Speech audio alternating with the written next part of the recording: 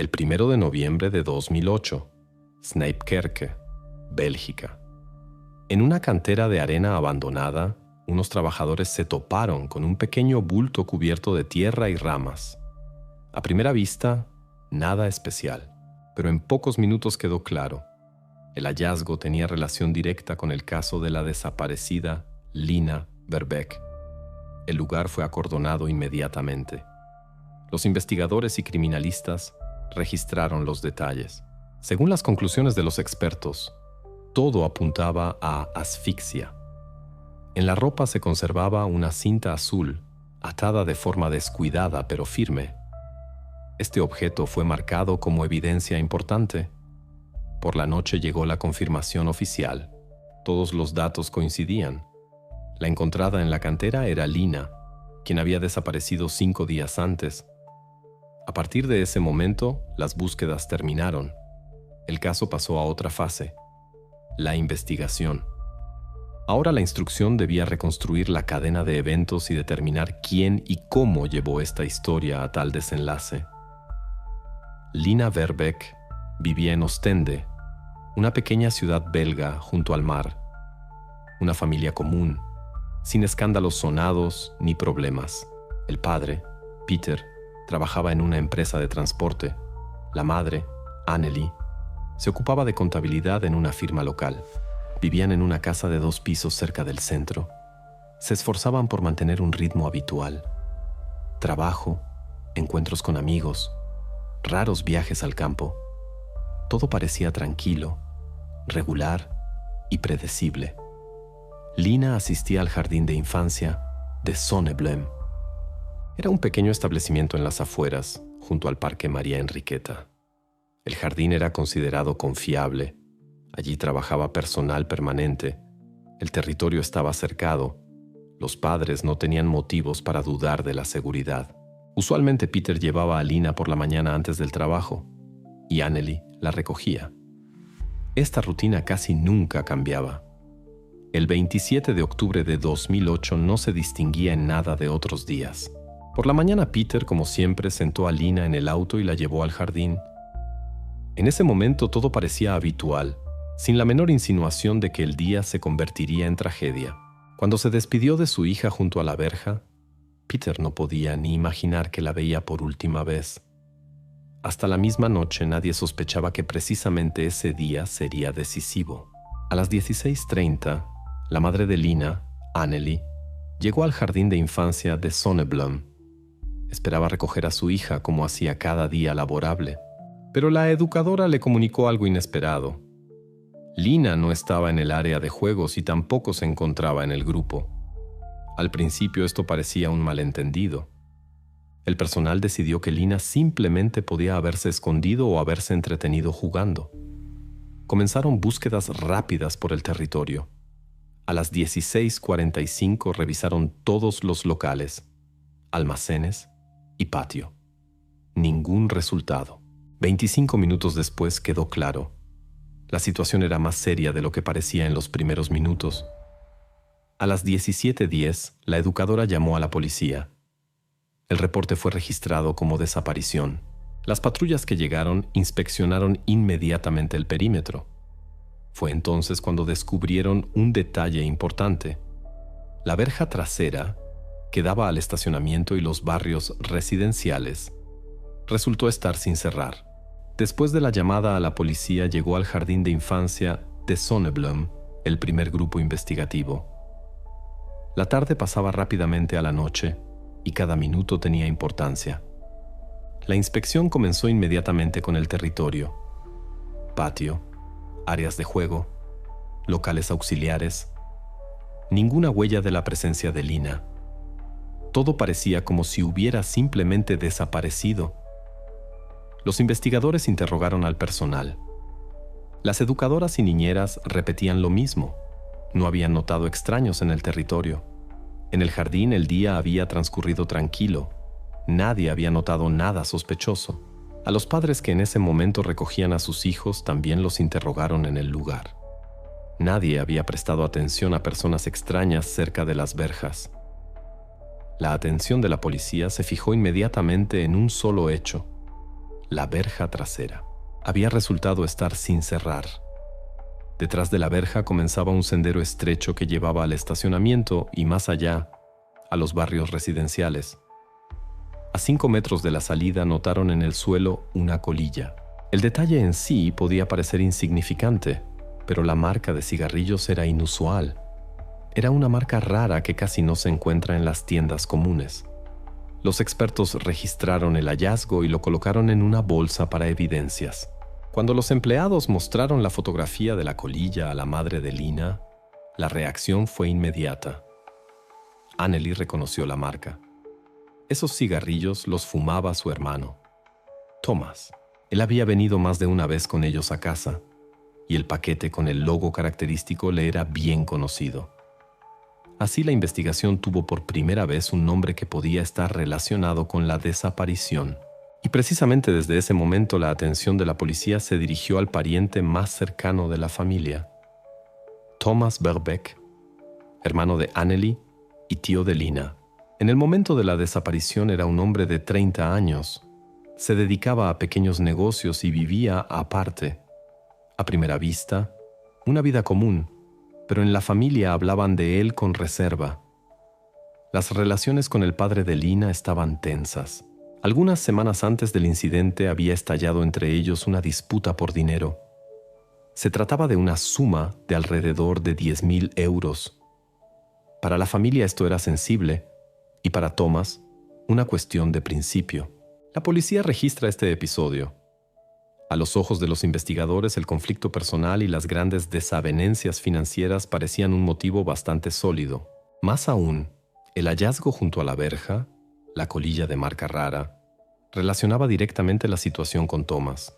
Este detalle se convirtió para la investigación no solo en evidencia, sino en confirmación de una hipótesis. La desaparición podía haber sido planeada precisamente por él. Los primeros pasos fueron verificaciones. Interrogaron a los padres de Lina. Anneli confirmó. Sí, su hermano fumaba precisamente esos cigarrillos. Y sí, el conflicto con su esposo realmente había ocurrido. Peter, el padre, añadió. La disputa por dinero había llegado hasta amenazas de cesar la comunicación.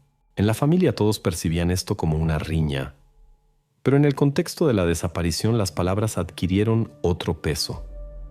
Los investigadores estudiaron también las acciones recientes de Thomas. Él no tenía deudas oficiales, pero su negocio proporcionaba ingresos inestables. En conversaciones con cercanos no ocultaba su irritación y resentimiento hacia su hermana y su esposo, quienes, según él, vivían mejor de lo que merecían. Todo esto se componía en una versión comprensible para la policía. El pariente podía haberse decidido a dar un paso para ejercer presión o vengarse. Así Thomas Verbeek se convierte en el principal sospechoso. Según los protocolos internos, se envió inmediatamente una solicitud para establecer su ubicación exacta el día de la desaparición.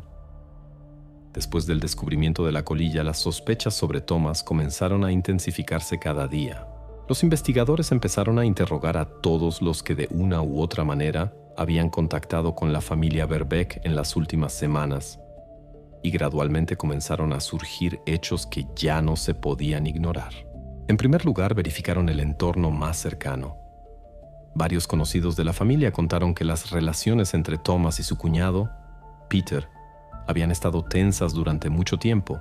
Pero un mes antes de la desaparición la tensión se había convertido en antipatía abierta. En el contexto de la disputa financiera, Thomas se permitía cada vez más comentarios duros. Uno de los amigos reportó directamente a la policía. Él decía que aún haría que Peter se arrepintiera. La frase sonaba literalmente, «Él aún me va a pagar». Estas palabras fueron incluidas después en el protocolo como testimonio potencial de amenazas. Otra línea de testimonios provenía del vecino de Thomas. Este recordaba que en conversaciones Thomas constantemente enfatizaba: la familia de su hermana vive a lo grande, mientras que él mismo se enfrenta constantemente a dificultades. El resentimiento acumulado formaba terreno para el conflicto, y precisamente en esto la policía vio un posible motivo. Importante. Thomas no ocultaba su irritación. Se quejaba abiertamente de que no lo apreciaban, de que lo habían borrado de los asuntos familiares. La investigación analizaba también otro momento. Desde el momento de la desaparición de Lina, no había llegado ninguna llamada, ninguna nota, ninguna insinuación sobre demandas de rescate. Esto rompía el esquema clásico de secuestros. Usualmente ya en las primeras 24 horas los padres reciben contacto con demanda de dinero. Aquí esto no existía, lo que significaba que la versión sobre codicia parecía más débil que la versión sobre enemistad personal. Si se consideraba todo junto, la evidencia en forma de colilla, las amenazas registradas, el conflicto financiero y la ausencia de intentos de obtener beneficio, el cuadro se volvía cada vez más transparente. Paralelamente verificaban las operaciones bancarias y movimientos de Thomas. Él no había emprendido ningún gasto grande ni viajes, pero se confirmaba el hecho de su permanencia constante en la región. Esto coincidía con la supuesta posibilidad de estar junto al jardín en el momento de la desaparición. Cada nuevo detalle reforzaba las sospechas. Para los investigadores, Thomas se convertía en la figura número uno en este caso, y aunque aún faltaban pruebas directas, el conjunto de hechos parecía suficientemente sólido. El juez emitió una orden para su interrogatorio. Esta decisión se convirtió en la continuación lógica de la versión de que precisamente el pariente más cercano podía estar involucrado en la desaparición de Lina. El 28 de octubre, la policía invitó a Thomas a la comisaría para un interrogatorio oficial. Formalmente pasaba como pariente y testigo potencial, pero a los ojos de los investigadores su figura ya ocupaba un lugar clave en la investigación. Desde los primeros minutos el encuentro no fue como esperaban. A las preguntas sobre dónde se encontraba el 27 de octubre, Thomas respondía evasivamente. Hablaba de asuntos generales, mencionaba viajes, pero no daba direcciones precisas, hora o testigos. Cuando el investigador pidió directamente que nombrara el lugar donde se encontraba en la segunda mitad del día, Thomas declaró: "Ese es mi asunto personal". Esta frase entró en el protocolo y después jugó su papel. La situación parecía extraña. En casos similares, la cooperación de los parientes con la policía usualmente es completa. Cada uno entiende que de esto depende la velocidad de la búsqueda. Aquí se formaba la impresión de que Thomas conscientemente evitaba las respuestas. Él no solo se negó a proporcionar una coartada convincente, sino que enfatizó que no consideraba necesario explicarse. Tal comportamiento reforzaba las sospechas.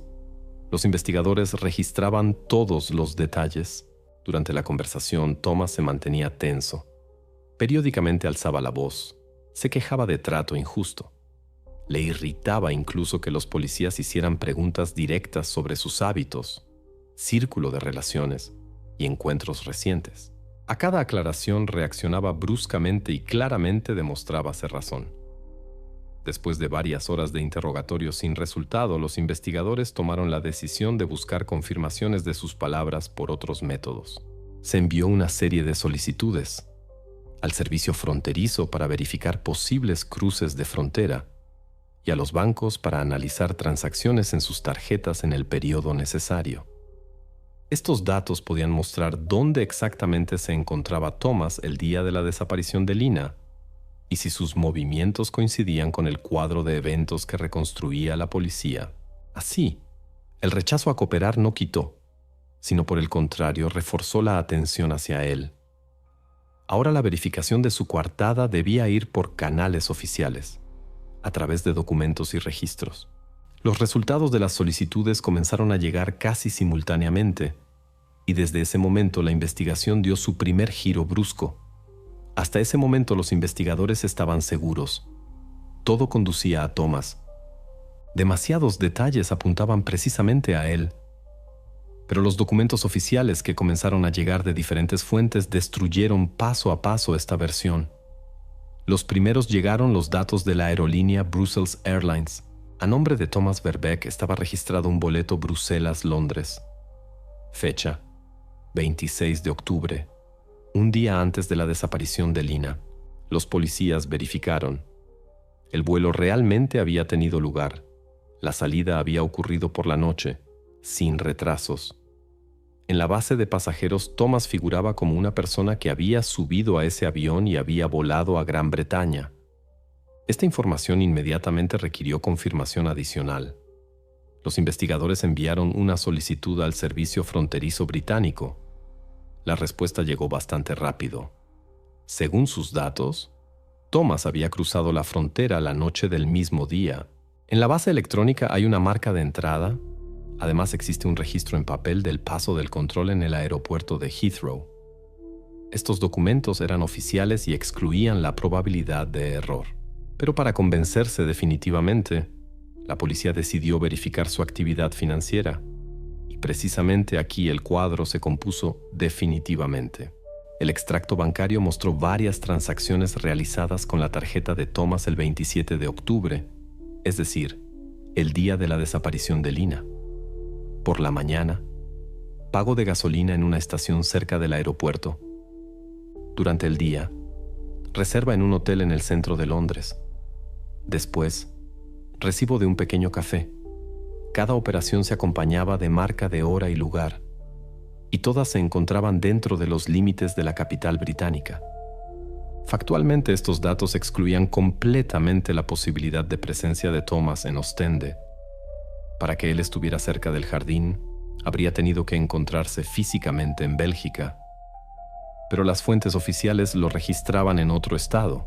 Incluso si hubiera querido ocultar los desplazamientos, tales huellas habrían sido imposibles de falsificar.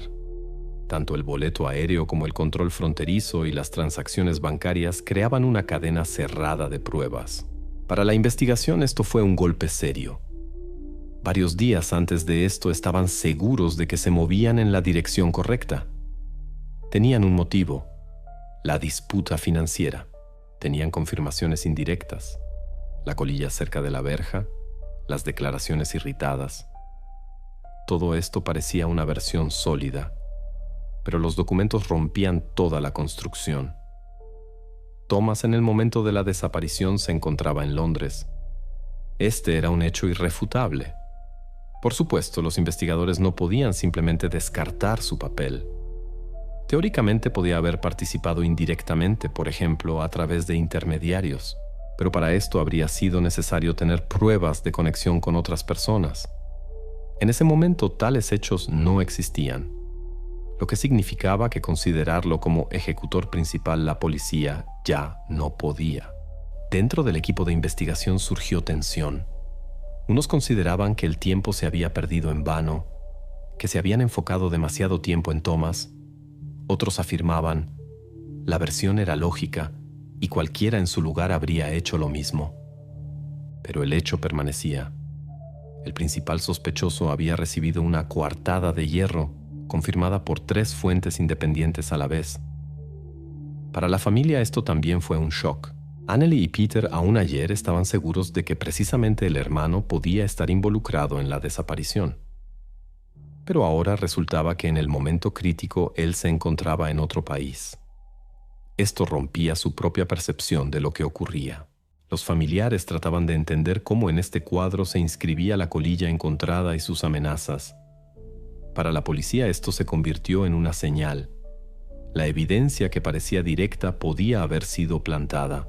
Así, la versión con Thomas se desplomó. La coartada fue reconocida como irrefutable. La investigación tuvo que volver a las posiciones iniciales y buscar nuevas direcciones.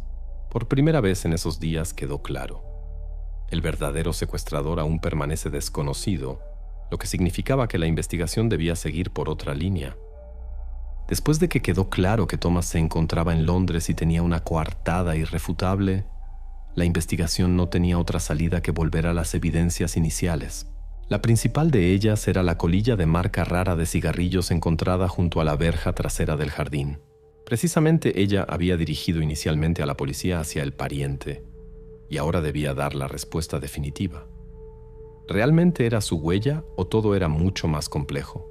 El objeto fue llevado al laboratorio del Centro Criminalístico de la provincia de Flandes Occidental. El procedimiento parecía estándar, pero cada etapa tenía importancia.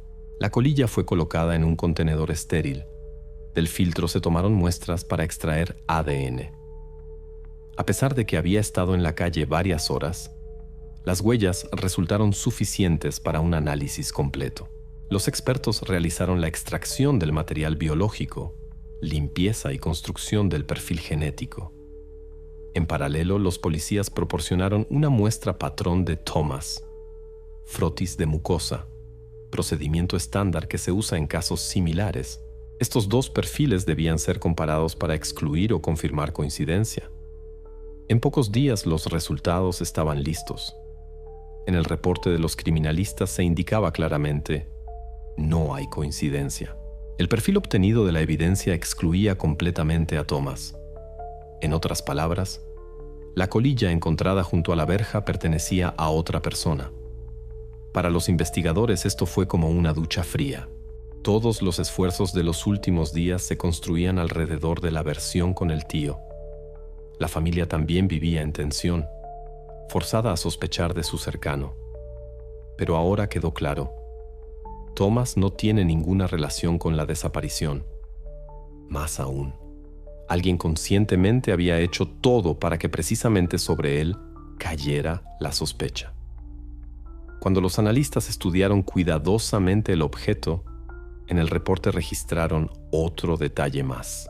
En el filtro había huellas de lápiz labial, un tono rosa pálido, apenas visible al ojo desnudo. Esta observación no daba una respuesta lista, pero permitía suponer que el cigarrillo podía haber pertenecido a una mujer. En combinación con el análisis genético, esto reforzaba la sensación de que la evidencia había sido plantada. La policía comenzó a reconstruir la cadena. ¿De dónde podía haber aparecido esta colilla? La marca rara.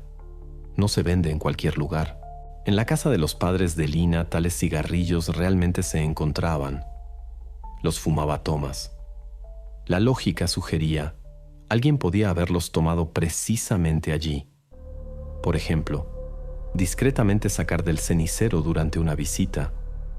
Esto explicaba por qué las sospechas parecían tan convincentes. El verdadero secuestrador evidentemente conocía los hábitos de Thomas y aprovechó esto para dirigir a la policía por un camino falso.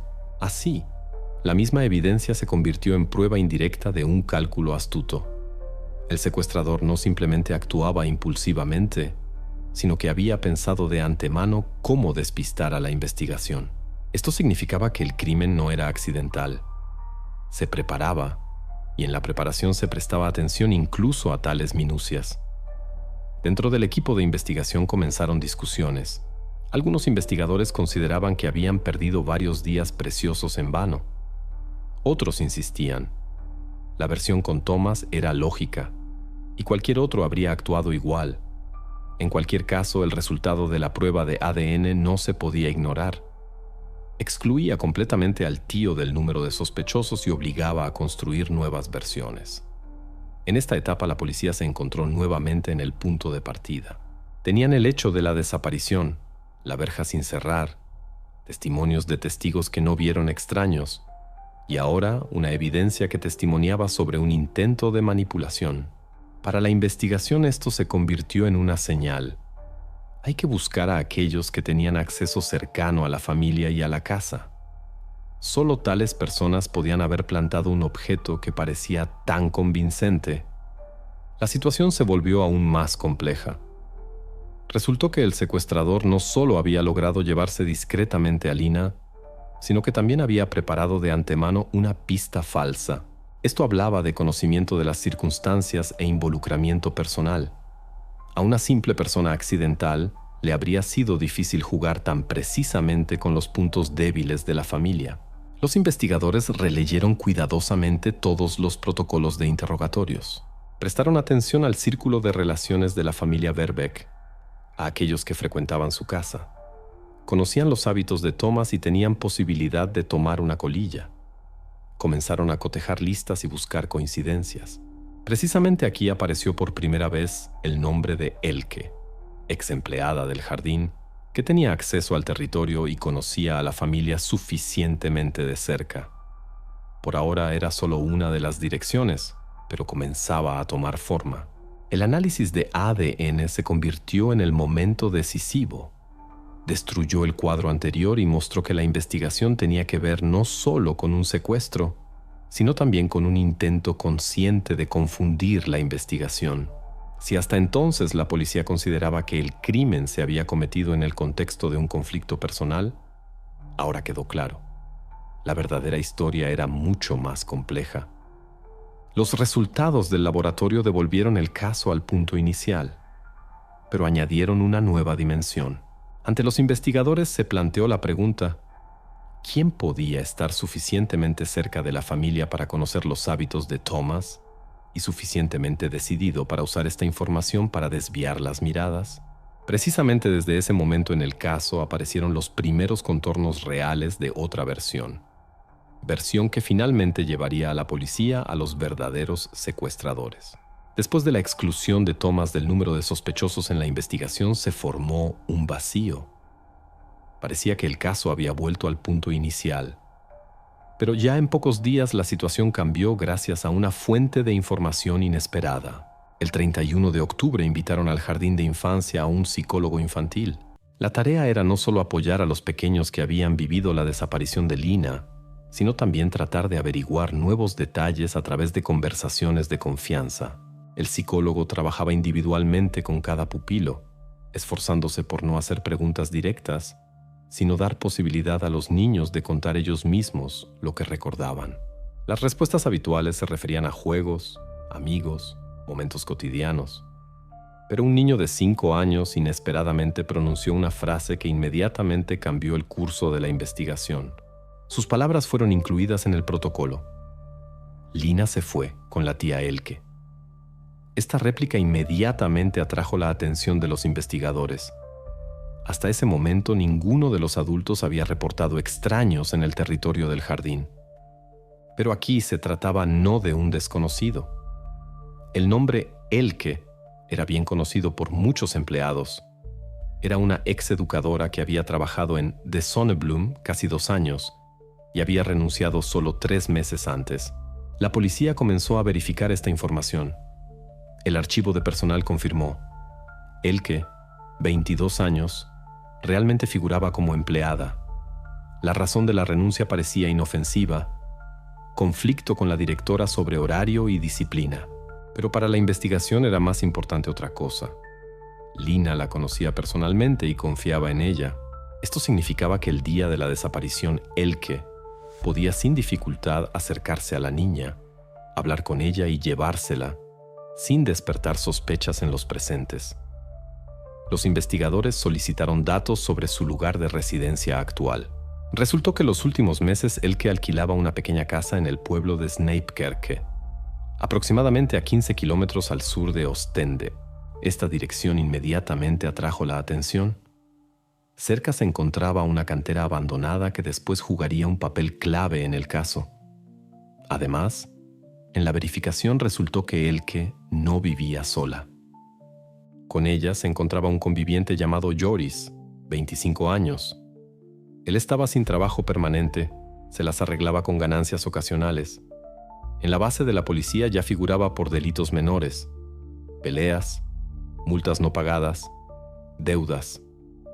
Su pareja parecía inestable del lado financiero, y para los investigadores esto se convertía en un trazo importante. Ahora la policía tenía un nuevo vector. Si antes todas las fuerzas habían sido dirigidas a Thomas, ahora el cuadro cambiaba. Las palabras del niño indicaban que la desaparición estaba relacionada no con el conflicto dentro de la familia, sino con una persona en quien Lina confiaba y con quien ya tenía relaciones de confianza.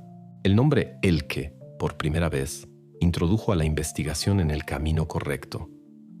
Por delante quedaba verificar su coartada, estudiar su entorno, interrogar a los vecinos y entender qué papel podía haber jugado en la desaparición. Y junto con ella, por primera vez en el campo de visión de la policía, apareció su conviviente Joris.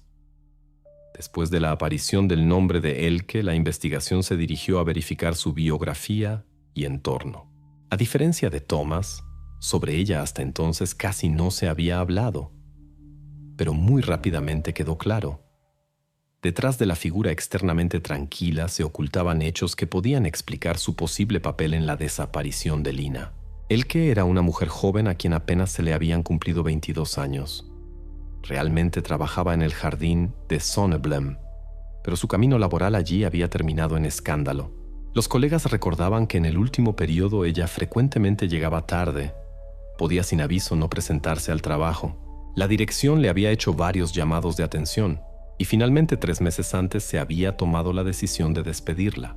La razón oficial sonaba suave: ausencias. Pero los empleados entre ellos hablaban de que su vida era inestable y se comportaba de manera distante. Su conviviente, Joris, resultó ser una persona con reputación aún más oscura. Él tenía 25 años, no tenía trabajo permanente. Se sabía que se las arreglaba con ganancias ocasionales, ya sea en construcción, ya trabajando como cargador, a veces quedándose mucho tiempo sin hacer nada. En la base policial su nombre ya se encontraba. Varios delitos administrativos relacionados con peleas callejeras y deudas de multas. Todo esto no parecía una biografía criminal seria, pero añadía trazos al retrato general. Los investigadores solicitaron su historia financiera. Este paso inmediatamente dio resultados concretos. La pareja alquilaba una pequeña casa en Snipkerke. El pago por vivienda se hacía irregularmente, y el dueño de la casa se quejaba de retrasos constantes. Según datos de los bancos, tenían pequeños créditos que también se servían con atrasos. En conjunto, las deudas y atrasos se extendían aproximadamente a 7.000 euros. Para una pareja joven sin ingresos estables, esta suma parecía catastrófica. En los interrogatorios a vecinos se supo que Elke y Joris frecuentemente reñían por dinero, vivían de salario a salario y trataban de salir adelante por cualquier medio. En conversaciones frecuentemente mencionaban envidia hacia aquellos que tenían todo en orden y se quejaban de que la vida era injusta. Esta información hizo que la policía mirara la situación desde otro ángulo. Si Thomas era sospechoso por un conflicto personal, en el caso de Elke y Joris la versión parecía aún más inquietante. Ellos conocían el jardín, conocían el horario. Elke tenía relaciones de confianza con Lina y principalmente tenían un motivo real. La desesperación financiera podía haber empujado a una decisión que consideraron una salida rápida de las deudas. Ninguno de estos hechos por separado aún probaba su culpabilidad. Pero en conjunto se componía un cuadro: vida inestable, deudas, ausencia de trabajo estable y acceso a información sobre cómo estaba organizado el jardín y cómo se podía sacar a Lina discretamente. La investigación por primera vez obtuvo una nueva hipótesis lógica. Ahora en el centro de las sospechas se encontraba una pareja joven que necesitaba dinero y que tenía la posibilidad de realizar lo planeado. El motivo dejó de ser difuso, adquirió contornos concretos, financieros.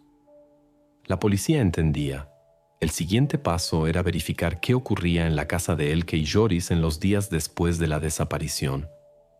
El 1 de noviembre de 2008 en la comisaría de Ostende comenzó una nueva fase de la investigación. Después de que el nombre de Elke surgió en el protocolo, la policía decidió actuar decididamente. Desde la mañana fueron llevados a interrogatorio ambos a la vez, la misma Elke y su conviviente Joris. La atmósfera desde los primeros minutos era tensa. Los investigadores entendían que tenían frente a ellos posibles protagonistas del caso, y la pareja a su vez se daba cuenta de que había caído bajo la mira directa de la policía. La primera interrogada fue Elke. Parecía abatida, pero trataba de mantenerse controlada. A las preguntas sobre dónde se encontraba el 27 de octubre, respondía inseguramente. Primero decía que había estado en casa. Después añadía que había salido por asuntos. No daba detalles y a las preguntas aclaratorias respondía evasivamente. En algún momento declaró directamente: «No hice nada y no entiendo por qué piensan en mí». Después llamaron a la mesa a Joris. Su comportamiento era diferente. Se mantenía bruscamente. Frecuentemente interrumpía al investigador. Trataba de mostrar irritación e independencia. Cuando se habló del 27 de octubre, declaró con seguridad que todo el día había estado en Brujas donde un conocido, pero se negó a dar el nombre del conocido, explicándolo con la frase: «No voy a involucrar a nadie». Los investigadores inmediatamente notaron: los testimonios divergen. Elke afirmaba que había estado en casa y Joris insistía en que había ido a otra ciudad. Ninguno de los dos pudo proporcionar pruebas de sus palabras. Para ese momento, la policía ya tenía los primeros datos técnicos. Los operativos solicitaron el billing de los teléfonos móviles de ambos sospechosos. El cuadro resultó elocuente. Según datos de los operadores, el 27 de octubre ambos teléfonos se registraban no en Brujas ni en la casa en Snipkerke.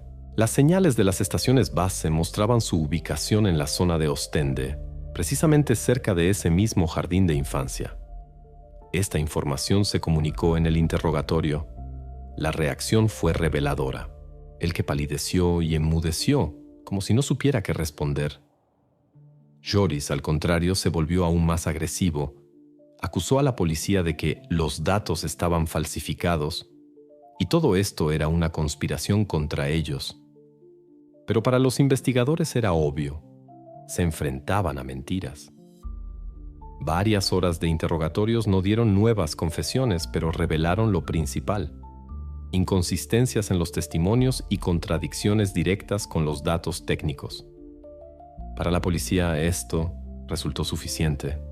Los sospechosos no solo no pudieron explicar su presencia cerca del jardín en el momento de la desaparición, sino que conscientemente trataron de ocultarla.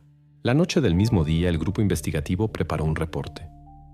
Con base en los datos recolectados, el juez emitió una orden para registrar la casa de Elke y Joris en Snipkerke. Precisamente allí la policía esperaba encontrar confirmación de sus sospechas y, posiblemente, las evidencias clave que los vincularían definitivamente con la desaparición de Lina.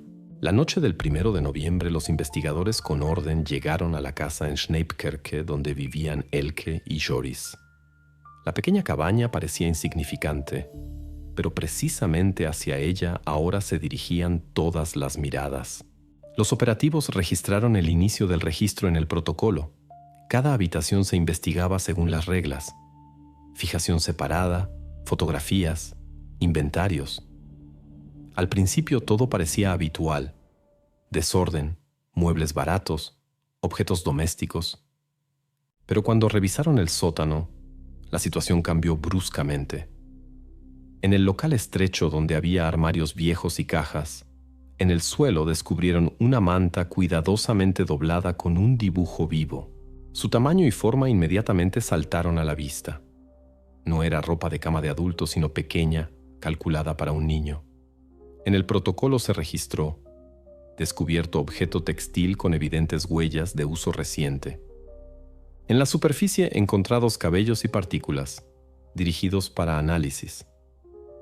Al lado había un tazón plástico con restos de comida. Los expertos notaron que la comida no había tenido tiempo de echarse a perder completamente, lo que hablaba de que la habían usado literalmente pocos días antes. Esto excluía la versión de almacenamiento casual de cosas viejas. El sótano evidentemente se había usado recientemente y para un propósito diferente del almacén habitual. El hallazgo más inquietante: una cinta azul para el cabello. Yacía en un estante de madera. Los expertos inmediatamente prestaron atención. Por color y material coincidía con la que después sería registrada en Lina en el momento del descubrimiento en la cantera. La cinta no era nueva. Tenía huellas de uso.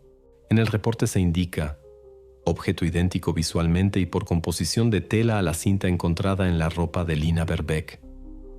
Estos objetos se convirtieron en la prueba clave. Todo indicaba que precisamente aquí habían retenido a Lina durante varios días después de la desaparición. El ambiente del sótano, la ropa de cama y la comida confirmaban que el local había sido adaptado para estancia temporal. Esto cambiaba completamente el curso de la investigación. Si hasta entonces la policía solo construía hipótesis, ahora tenían evidencias directas que conectaban la casa en Snipkerke con la desaparición. Los objetos descubiertos fueron inmediatamente confiscados y empacados. Cada minucia se registraba, desde el estado del piso hasta la disposición de los muebles. La importancia de estas evidencias residía no solo en su conexión con Lina, sino también en que probaban el hecho mismo de la retención. y esto automáticamente colocaba a Elke y Joris en la categoría de principales sospechosos. Después del registro, la investigación ya no dudaba. En la casa se guardaban pruebas que era imposible explicar por casualidad. Ahora llegaba el turno de los interrogatorios donde las evidencias serían presentadas directamente. Al día siguiente, después del registro, sacaron a Elke de la celda y la llevaron a la sala de interrogatorios. Parecía exhausta. Los movimientos eran lentos, los ojos hinchados de llorar.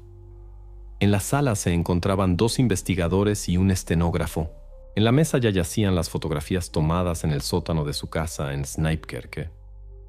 En primer lugar, le mostraron la imagen de la manta. Elke miró fugazmente e inmediatamente desvió la mirada. A la pregunta de dónde había salido, respondió secamente: probablemente la dejaron los inquilinos anteriores. El investigador no discutió, simplemente puso la siguiente fotografía: el tazón plástico con restos de comida. Trató de justificarse, diciendo que en la casa siempre había desorden. Las cosas viejas frecuentemente estaban tiradas por cualquier lado. Pero cuando pusieron en la mesa una imagen grande de la cinta azul, su reacción cambió. Elke enmudeció. Miraba la fotografía sin apartar los ojos. Después bruscamente juntó las manos como cerrojo y bajó la cabeza. Varios minutos la sala permaneció en silencio. Solo el estenógrafo continuaba tecleando. Finalmente pronunció: era Lina. Después de estas palabras, la resistencia se desplomó. En el protocolo se nota: la sospechosa llora, acepta dar testimonio. Contó que el iniciador de todo había sido Joris. Precisamente él había propuesto secuestrar a Lina, asegurando que era la única forma de ganar dinero rápidamente. Según sus palabras, él la había convencido durante mucho tiempo y ella había aceptado solo por miedo. Elke enfatizó: ella misma nunca habría llegado a esto. Describió cómo el 27 de octubre se había acercado a Lina en el área de juegos. La niña la conocía y sin dudar la siguió. Subieron al auto y fueron a su casa. Elke afirmaba que todas las acciones subsecuentes las controlaba Joris. Cuando trajeron a Joris al gabinete, el ambiente cambió bruscamente. Se mantenía agresivamente, hablaba fuerte, demostrativamente se recostaba en el respaldo de la silla. A las primeras preguntas sobre los hallazgos en el sótano respondió: todo lo inventaron ustedes, son sus fantasías. El investigador calmadamente puso en la mesa las fotografías: manta, tazón, cinta. Joris comenzó a enojarse. Trataba de afirmar que las cosas podían pertenecer a cualquiera, que la cinta la habían plantado los policías. Pero cuando le mostraron los resultados del análisis de las conexiones telefónicas donde se registraba su ubicación cerca del jardín de infancia en el momento de la desaparición de Lina, enmudeció. Varias horas resistió. Negaba y se negaba a dar respuestas inteligibles. Pero tarde en la noche su posición cambió. En el protocolo se nota: después de un largo silencio, el sospechoso pidió papel y bolígrafo. Dibujó un esquema y puso una cruz cerca de la cantera de arena abandonada, aproximadamente a 5 kilómetros de su casa. Joris reconoció que precisamente allí habían escondido a Lina. Las confesiones de ambos sospechosos se convirtieron en el momento decisivo. Elke tomó sobre sí el papel de testigo contra Joris, afirmando que él había sido el iniciador y organizador principal. Joris, a su vez, no negaba que precisamente él había tomado la decisión de deshacerse de Lina cuando entendió que su plan con el rescate no funcionaba. Ahora la investigación no tenía dudas. La historia con las evidencias plantadas y las versiones falsas había terminado. En sus manos había confesiones directas, protocolos y un mapa con indicación del lugar donde había que buscar. Todo esto transformaba el caso de Enigma en cuadro trágico pero completado. Después de las confesiones de Elke y Joris, la investigación por primera vez obtuvo la posibilidad de reconstruir la cronología completa de los eventos. Lo que hasta entonces parecían evidencias dispersas, ahora se compuso en un relato único. Cada detalle mostró cuán, en realidad banal y al mismo tiempo monstruosa, resultó la historia que comenzó el 27 de octubre de 2008 en Ostende. Esa mañana todo parecía absolutamente habitual. Peter, el padre de Lina, la llevó al jardín de infancia de Sonneblam antes de irse al trabajo. La niña se despidió de él junto a la verja y entró adentro, donde ya la esperaban las educadoras. Nadie podía imaginar que ese día la rutina sería violada de la manera más terrible. Según las palabras de Elke, ella llegó al jardín alrededor del mediodía. Conocía bien el territorio. Había trabajado allí más de un año. Sabía que verjas no siempre se cerraban y cómo fácilmente se podía entrar adentro si se actuaba rápido. Lina la conocía. La percibía como su tía. Esta confianza se convirtió en el factor principal que permitió realizar el plan sin resistencia. Elke simplemente la llamó, dijo algunas frases habituales y la niña obedientemente la siguió. El viejo Opel Corsa esperaba no lejos. Subieron al auto y se dirigieron hacia la casa en Sneijkerke.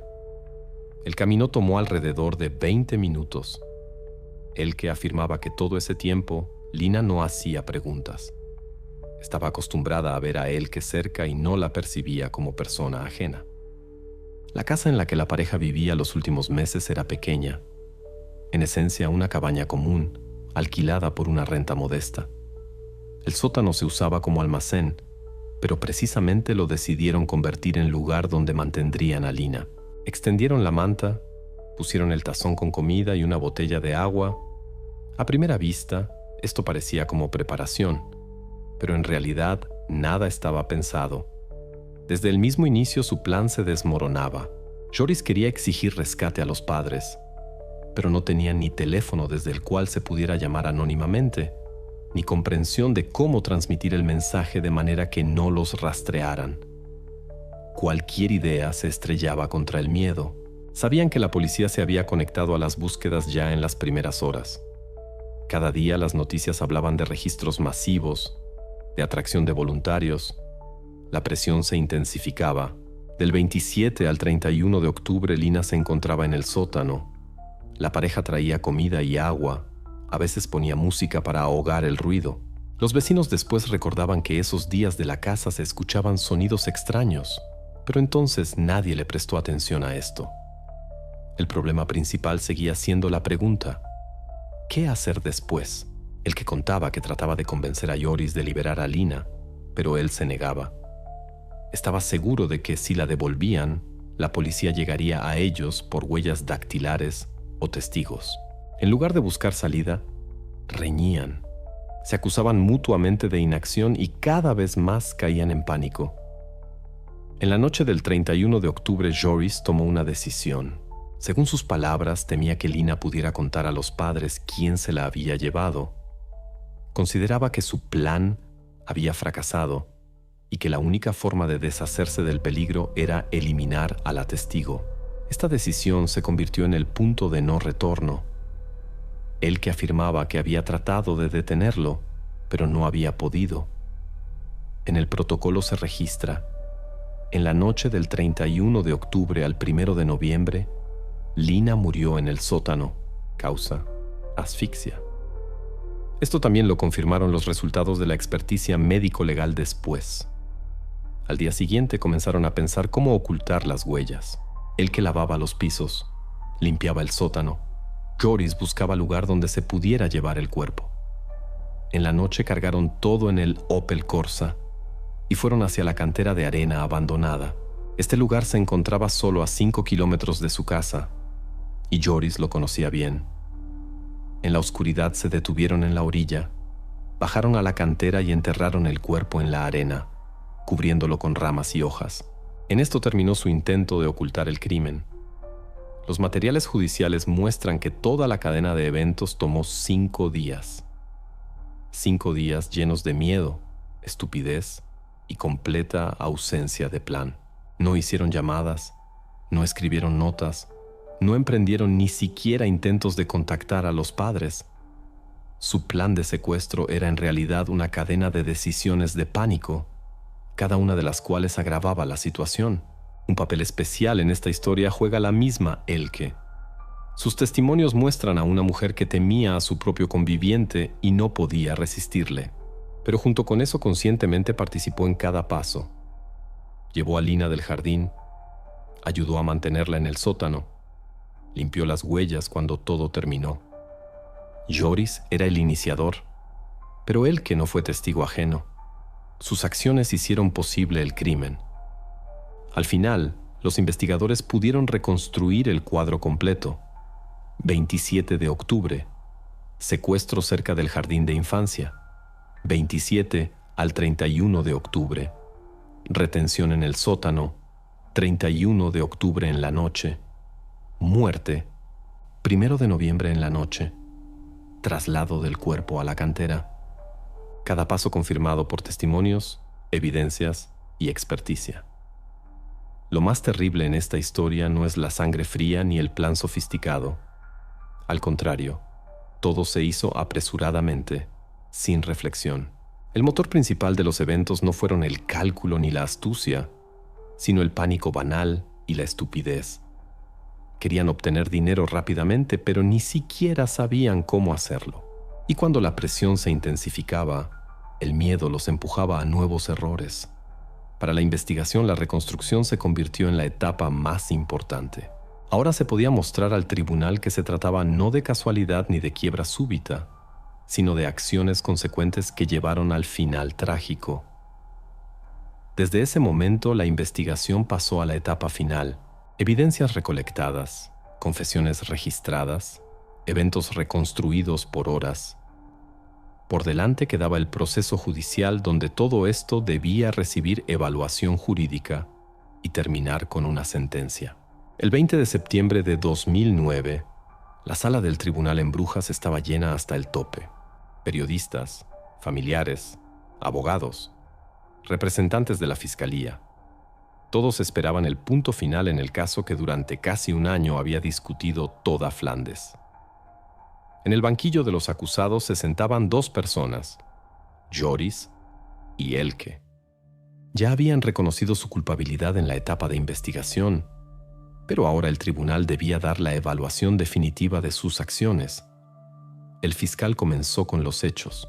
En su intervención leía los puntos de acusación.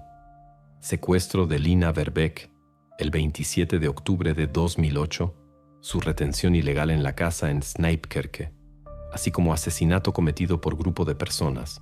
El fiscal enfatizó que las acciones de la pareja no se podían justificar ni por la situación financiera desastrosa, ni por el miedo ante el descubrimiento. Acentuó la atención en que habían tenido 5 días para corregir la situación, pero en lugar de eso tomaron una decisión que cortó una vida. Después tomó la palabra la defensa. El abogado de Elke trataba de suavizar su papel. Afirmaba que ella se encontraba bajo presión psicológica por parte de Joris, que todas las decisiones clave las tomaba precisamente él, y ella solo seguía sus instrucciones. Según él, las acciones de Elke estaban dictadas por miedo y estado de afecto. La defensa de Joris también trataba de jugar con la componente emocional, declarando que su acto había sido impulsivo, sin premeditación, y que había sido una decisión en estado de pánico. El tribunal escuchó atentamente a ambas partes, pero los hechos eran indiscutibles. Había evidencias, protocolos, testimonios y la misma lógica de los eventos. Después de varias horas de discusión, el presidente leyó la sentencia. Joris recibió cadena perpetua sin derecho a libertad anticipada. Elke fue sentenciada a 25 años de prisión por complicidad y ayuda en ocultación del crimen. Este día se convirtió en el punto final en la investigación. El tribunal puso una coma jurídica, pero para la familia Verbeek, la historia nunca terminó. Más adelante ya no se trataba de investigación y tribunales, sino de cómo vivir después con esta pérdida. La sentencia fue emitida, pero junto con ella surgió una nueva capa de preguntas que no cerraba ningún tribunal. La vida de la familia Verbeek se dividió en antes y después. Peter y Anneli ya no podían quedarse en Ostende, donde cada casa y cada calle recordaban a Lina. Varios meses después del juicio vendieron la casa y se fueron a otra región de Bélgica, tratando de comenzar todo de nuevo. En la prensa entonces escribían que la familia conscientemente evitaba la publicidad, rechazando entrevistas y contactos con periodistas. Para ellos era la única manera de continuar viviendo de algún modo. Los cambios también tocaron al jardín de infancia de Sonneblom.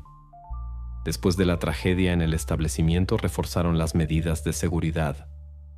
Las verjas traseras fueron equipadas con nuevas cerraduras, instalaron cámaras de vigilancia y el personal fue obligado a pasar entrenamiento adicional.